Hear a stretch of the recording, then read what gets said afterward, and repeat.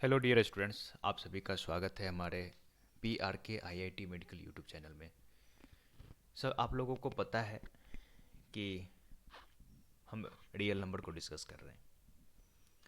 हम एक video introduction का ऑलरेडी अपलोड कर चुके हैं। दूसरा वीडियो हमारा लेक्चर फर्स्ट भी अपलोड हो चुका है। आप लोग उसको देखिए, समझिए। कोई भी उसमें प्रॉब्लम हो रहा है चीज़ों को समझने में, तो आप हमको कमेंट करके बताइए, हम आपको उसका आंसर देंगे। जैसे भी जिस भी फॉर्मेट में होगा हम आपको उसका आंसर देंगे। ये रियल नंबर क्लास 9th का है। अभी हम लोग थोड़ा सा टाइम निकाल के क्लास 10th का जो रियल नंबर टॉपिक है उसको भी स्टार्ट कर रहे हैं। चूँकि हम लोग फाउंडेशन बैच स्टार्ट कर रहे हैं 9th 10th 11th 12th, जैसा कि ऑफलाइन कोचिंग में चलता है, वो चीज़ें हम लोग स्टार्ट कर रहे हैं। तो जो भी 9th क्लास के बच्चे हैं, जो 9th क्लास से अपने IIT या मेडिकल की तरफ जाने की सोच रहे हैं, तो उनके लिए बहुत ही बेस्ट अपॉर्चुनिटी है। और वो लोग कहीं ना कहीं कोचिंग कर रहे होते हैं इस चीज़ के लिए। तो इसी चीज़ सभी चीज़ों को ध्यान में रखते हुए मैंने ये सिलेबस डिज़ाइन किया है, ये फाउंडेशन बेस्ड डिज़ाइन किया है। तो अभी हम लोग क्लास 9th के मैथमेटिक्स के रियल नंबर को देख रहे हैं। इसके बाद क्लास 10th को स्टार्ट करेंगे। जो बच्चे क्लास 10th में होंगे वो क्लास 10th वाले वीडियो को देखेंगे। और इसके साथ साथ 11 और 12 का जो टॉपिक्स होंगे उसको भी हम डिस्कस करेंगे। बिकॉज 2021 का जो टारगेट है उसको भी हम लोगों को पूरा करना है। तो इस तरीके से हम लोग सभी जो जो इम्पोर्टेंट चीज़ है, जो इसेंशियल है आप लोगों के लिए, उसको हम लोग डिस्कस करते चलेंगे। पिछले वीडियो में मैंने इक्विवेलेंट रेशनल नंबर तक पढ़ाया था, आप लोगों को याद होगा। इक्विवेलेंट रेशनल नंबर में क्या होता है कि ऐसा रेशनल नंबर जिसका ओरिजिनल फॉर्म हमेशा, जिसका एलसीएम 1 हो, वही इक्विवेलेंट रेशनल नंबर होता है। आज हम लोग थोड़ा सा सिंपलेस्ट फॉर्म इसका देखते हैं, रेशनल नंबर का सिंपलेस्ट फॉर्म देखते हैं। जो जो थोड़ा सा बचा हुआ है कंसेप्ट उसको हम लोग डिस्कस करेंगे। और फिर हम लोग नेक्स्ट देखेंगे, आज कुछ क्वेश्चंस भी करेंगे। कुछ क्वेश्चंस भी इसके साथ करने की आवश्यकता है। सबसे पहले हम लोग देख लेते हैं कि simplest form of rational number क्या होता है।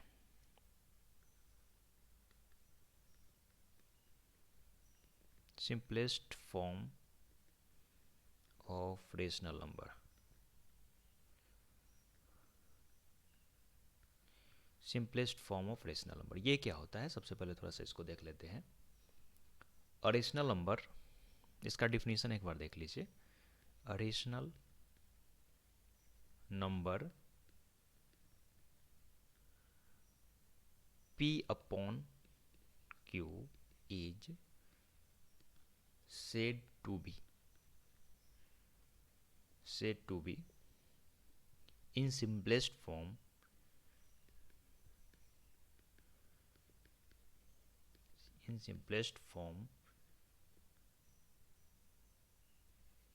if P and Q are integers having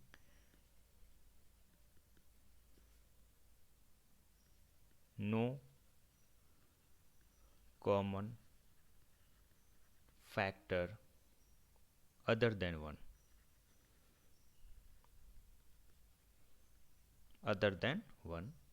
and Q not equals to 0। ये बहुत ही इंपॉर्टेंट है। इस कंसेप्ट को समझना बहुत ज़्यादा इंपॉर्टेंट है। बिकॉज इससे पीछे जो हम लोग एक चीज़ डिस्कस किए थे, इक्विवेलेंट रेशनल नंबर। तो इक्विवेलेंट रेशनल नंबर में ऐसा रेशनल नंबर होता है जिसका कॉमन फैक्टर एक के अलावा दूसरा कोई नहीं होना चाहिए। उसी का हम लोग इक्विवेलेंट फाइंड करते हैं इनटू ऊपर नीचे 2 करके, या ऊपर नीचे 3 से इंटू करके, या ऊपर नीचे 4 से इंटू करके। यानी कि सेम नंबर से आप न्यूमरेटर और डिनोमिनेटर में इंटू करिए, तो वहाँ से हम इक्विवेलेंट रेशनल नंबर फाइंड करते हैं। ठीक है। सिंपलेस्ट फॉर्म क्या होता है कि ऐसा रेशनल नंबर जो P अपॉन Q के फॉर्म में हो, Q 0 के बराबर ना हो। ये जो Q नॉट इक्वल्स टू 0 लिखा होता है ना, ये बहुत ही इंपॉर्टेंट होता है। Q नॉट इक्वल्स टू 0 का मतलब है कि बेस कभी भी 0 हम नहीं ले सकते। बेस अगर हम 0 लेंगे फिर हमारा पूरा मैथमेटिक्स ही कोलैप्स कर जाएगा, पूरा मैथमेटिक्स ही बेकार हो जाएगा। जितने भी फॉर्मूलाज हैं, जितने भी अभी तक का मैथमेटिक्स है, वो सारा डिस्ट्रॉय हो जाएगा। तो ऐसा रेशनल नंबर जो p अपॉन क्यू के फॉर्म में हो, जिसका बेस 0 ना हो, ठीक है, और जिसका कॉमन फैक्टर 1 के अलावा कोई भी ना हो। एग्जाम्पल में आप देख सकते हैं 1 अपॉन में 2। एग्जाम्पल में आप 1 अपॉन में 2 देख सकते हैं। जैसे मैं आपको एग्जाम्पल बताता हूँ, ये आप लिख लिए होंगे, एक बार फिर से मैं इसको डिस्कस कर देता हूँ।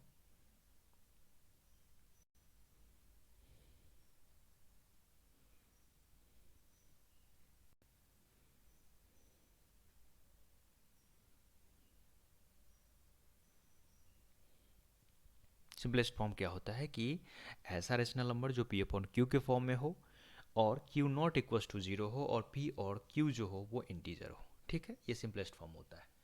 इसके एग्जाम्पल को सबसे पहले एक बार देखना ज़रूरी है। एग्जाम्पल देख लेते हैं। जैसे इसका एग्जाम्पल देख लीजिए, 1 अपॉन में 2,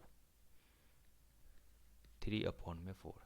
तो इसका कॉमन फैक्टर सिर्फ 1 है, यानी कि कॉमन फैक्टर 1 का मतलब ये होता है कि सिर्फ ये 1 के अलावा किसी भी नंबर से डिविजिबल है ही नहीं। जैसे आप और भी ले लीजिए ना, 4 अपॉन में 5 ले लीजिए, ये इसका कॉमन फैक्टर 1 ही है, इसके अलावा कोई है ही नहीं, ठीक है।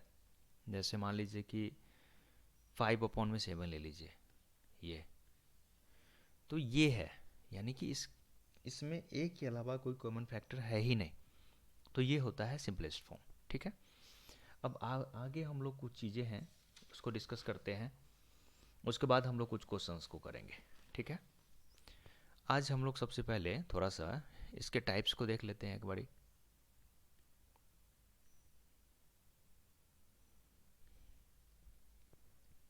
Types of rational number.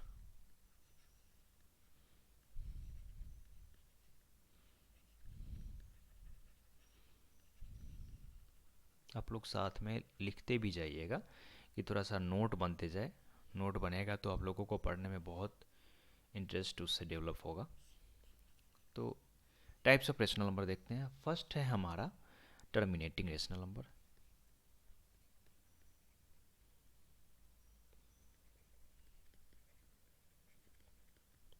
Terminating decimal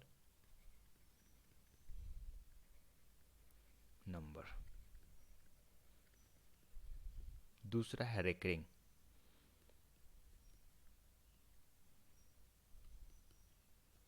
recurring decimal number या रिपीटिंग भी इसको बोलते हैं, रिपीटिंग डेसिमल नंबर। इसको क्या बोलते हैं ये, यानी कि रेशनल नंबर जो है बेसिकली दो तरीके का होता है, एक टर्मिनेटिंग, दूसरा रेकरिंग। अब हम लोग टाइप वाइज इसको पढ़ेंगे कि टर्मिनेटिंग क्या होता है और रेकरिंग क्या होता है, ठीक है।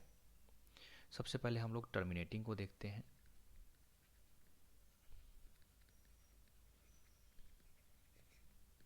टर्मिनेटिंग को सबसे पहले देखते हैं। इफ, इसका डिफिनेशन थोड़ा सा लिख लीजिए आप। If the decimal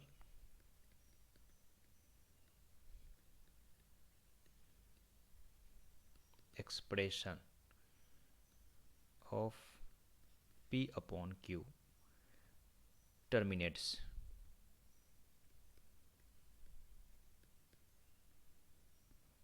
comes to an end, यानी कि ऐसा फॉर्म p अपॉन q का जो टोटली डेसिमल फॉर्म में डिविजिबल हो, जैसे 1/4 है तो इसको हम डिवाइड करेंगे। जैसे मान लीजिए 1 को मैंने 4 से डिवाइड किया, तो यहाँ पे 0 लगाएंगे, कुछ भी नहीं है तो पॉइंट आ जाएगा ना। अब 4 2 जा 8, यहाँ पे 2 पॉइंट है तो 0 आ जाएगा, और 4 5 जा 20, ओह सॉरी यहाँ पे 2 आएगा ना, यहाँ पे 2 आएगा, इसको थोड़ा सा ध्यान दीजिएगा। ये 0.25 है तो 1/4 क्या हो जाएगा, 0.25, ठीक है। तो टर्मिनेटिंग क्या होता है कि ऐसा डेसिमल एक्सप्रेशन जो पी अपॉन क्यू के फॉर्म में हो और वो टोटली टर्मिनेट हो जाए। टर्मिनेट का मतलब ही होता है ख़त्म हो जाना, जिसका कोई रिमाइंडर ना बचे, ठीक है, टर्मिनेट हो जाए टोटली। तो जैसे और भी एग्जांपल थोड़ा सा हम देख लेते हैं। मान लीजिए 5/8 है, ये 5 है, ठीक है, 5/8 है, तो 5, ये 5 है और 8 से इसको हम डिवाइड करेंगे तो क्या होगा, 0 यहाँ पे लगाएंगे तो ये 50 हो जाएगा। तो 8 6 जा 48 होता है, यहाँ पे 2 आ जाएगा रिमाइंडर, तो यहाँ पे फिर से 0 आ जाएगा, 8 2 जा 16 हो जाएगा, यहाँ पे 4 आ जाएगा, फिर 0 आ जाएगा और 8 5 जा 40 आ जाएगा, यानी कि ये टर्मिनेटिंग है। ठीक है, टर्मिनेटिंग का मतलब क्या हुआ कि डेसिमल में ही वो टोटली कहीं ना कहीं डिविजिबल हो जाए। ठीक है, एक चीज़ आप रिमार्क करके थोड़ा सा लिख लीजिए, रिमार्क करके एक चीज़ लिख लीजिए,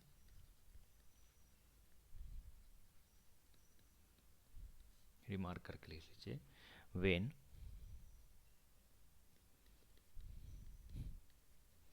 प्राइम नंबर,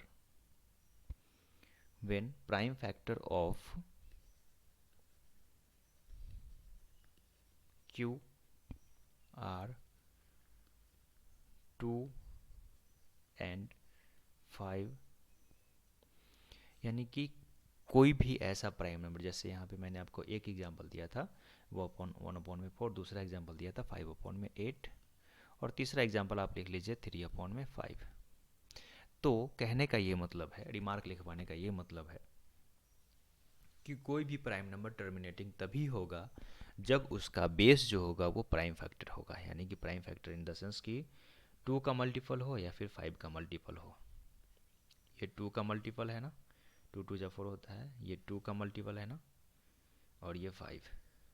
ठीक है, तो या फिर यहाँ पे 10 आप ले लो, 3/10 ले लो आप, तो अब ये टोटली 0.3 हो जाएगा, टोटली डिवाइड हो जाएगा।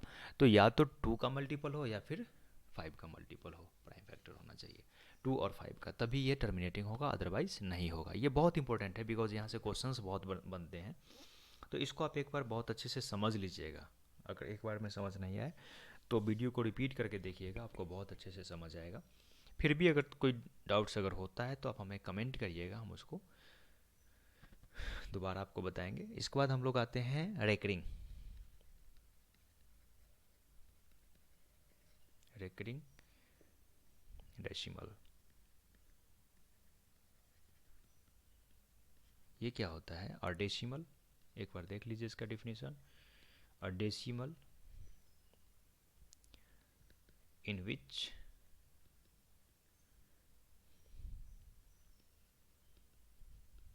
a digit or a set of digit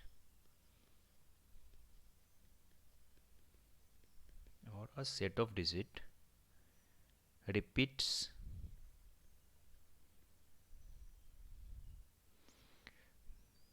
periodically,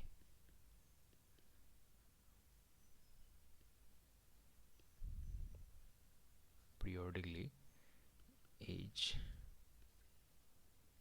called recurring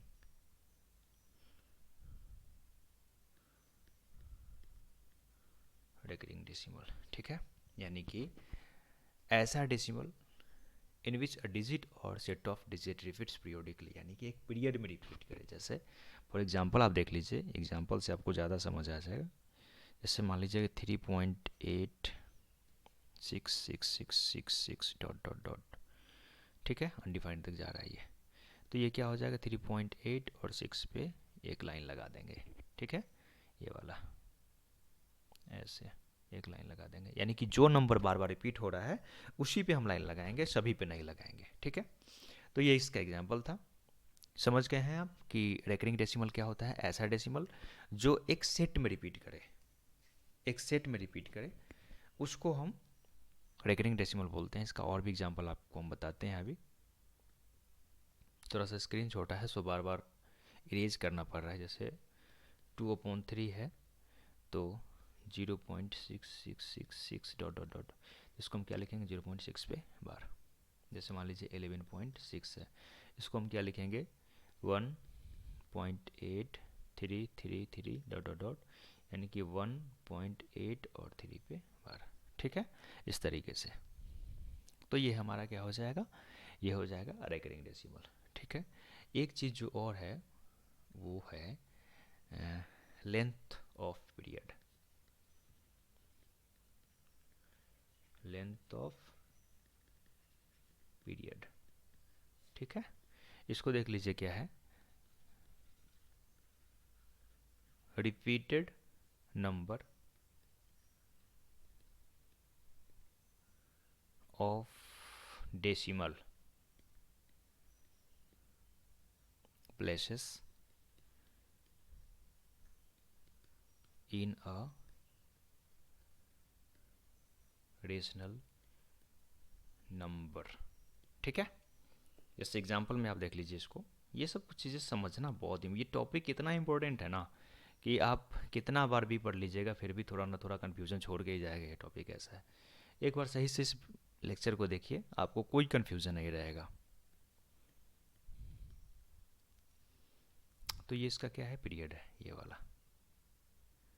चूँकि ये फिर से इसी, जैसे मान लीजिए 2.142857 है, तो इसके बाद जो नंबर आएगा वो ये फिर से 142857, फिर 14285। तो ये इतने 6 नंबर का पीरियड जो है ये बार बार रिपीट होते जाएगा। तो इसका लेंथ ऑफ पीरियड कितना हो जाएगा, 6, ठीक है। तो ये चीज़ें था जो इसका बेसिक था। एक चीज़ जो रिमार्क है, आप लोग को अगर थोड़ा जल्दी जल्दी लग रहा होगा तो वीडियो को पॉज करके आराम से लिख लीजिएगा, नोट ज़रूर बनाइएगा, बिकॉज नोट बनाइएगा तो आप लोगों के लिए बहुत हेल्पफुल होगा। हमें पूरा विश्वास है कि आप लोग स्कूल में भी पढ़ रहे होंगे। अभी तो कुछ लॉकडाउन वगैरह का इशू है, तो आप लोग घर पे पढ़ रहे होंगे ऑनलाइन, तो आप वहाँ से भी समझिए जितना आपको समझ आता है। वहाँ से अगर आप एक बार में समझ जाते हैं तो बहुत अच्छी बात है, आपका टाइम बचेगा। और अगर वहाँ पे समझने में इशू हो रहा है तो आप यहाँ पे दोबारा से देख के समझ लीजिए बहुत अच्छे से। थोड़ा सा कुछ चीज़ और है जो आप लिख लीजिए, रिमार्क। पहला रिमार्क क्या है कि every rational number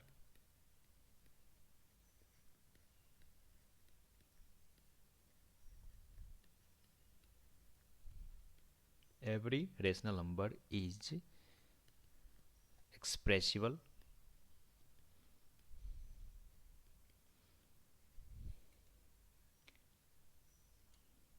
either as a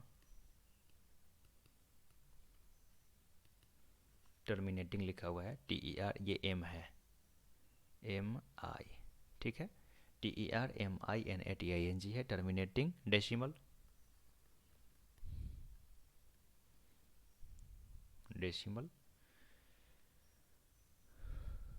और as a repeating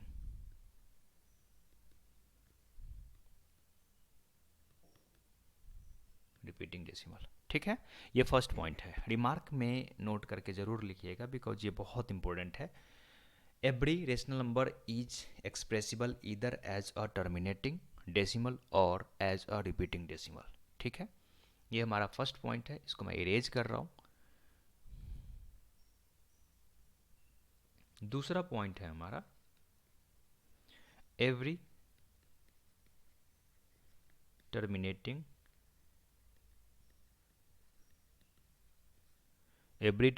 decimal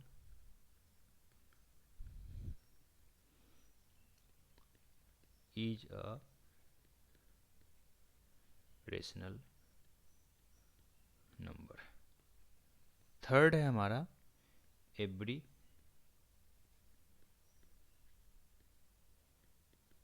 repeating decimal